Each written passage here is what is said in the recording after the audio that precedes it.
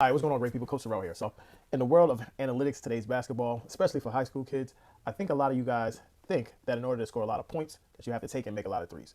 But I'm going to show you some stats and read you some things that will let you know that that's not necessarily the case. Now, if we look at the statistics in terms of, let's just take Shai Gilgeous-Alexander, for instance. 74% of his shots are two, 294 makes in the restrictive lane. In the paint, he made 229 shots. In the mid-range, he made 174 shots. And get this, right?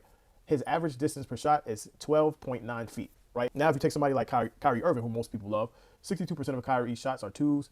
He took and made 127 shots in the restricted area, and that's the area beneath the second set of lines.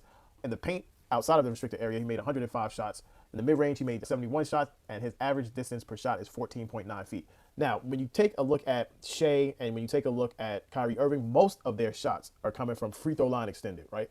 But because of the way highlights are, because of Steph Curry, because of James Harden, maybe even a little bit of Anthony Edwards, you'll see a lot of highlights that are revolving around the three because it's more sexier. When you hit a three in high school especially, you hear the crowd go crazy. No one really goes crazy for twos, but if you want to score a lot of baskets and be efficient, you actually have to make a lot of two-point shots.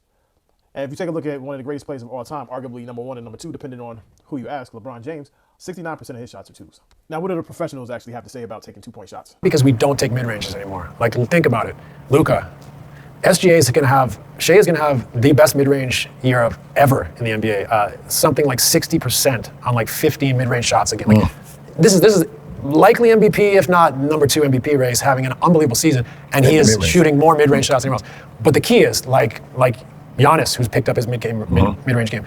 Jokic, elite from the mid-range. KD, Luka, whoever these guys are, top players. What they are not doing is stopping driving the ball to the basket.